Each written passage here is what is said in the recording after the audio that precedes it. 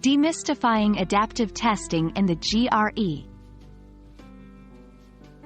Hello there, language enthusiasts. Today, we are diving into an exciting area of the GRE exam, adaptive testing. If you've ever wondered why certain questions in the GRE feel easier or harder as you proceed, you're in the right place. So, let's decode this topic and make it simple for you. Adaptive testing, in the simplest terms, is a type of computer-based testing method where the difficulty of the questions you encounter is determined by your previous answers. If you answer a question correctly, you might get a more challenging one next. On the other hand, if you get it wrong, the following question might be a bit easier. It's like the test is adapting to your performance in real time. The primary reason behind using adaptive testing in the GRE is to better evaluate a test taker's abilities. Traditional tests, which have a fixed set of questions, might be too hard for some and too easy for others. With adaptive testing, the GRE can challenge all test takers according to their individual abilities.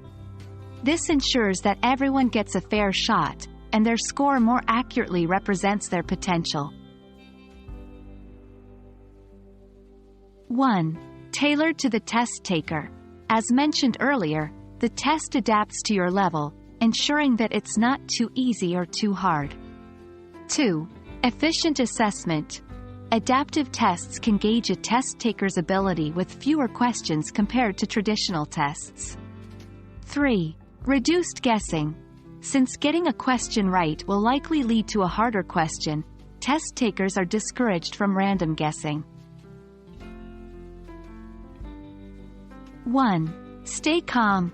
Don't get nervous if you feel the questions are becoming challenging. It means you're doing well. 2. Avoid random guessing. Focus on understanding the question. Make educated guesses if needed. 3.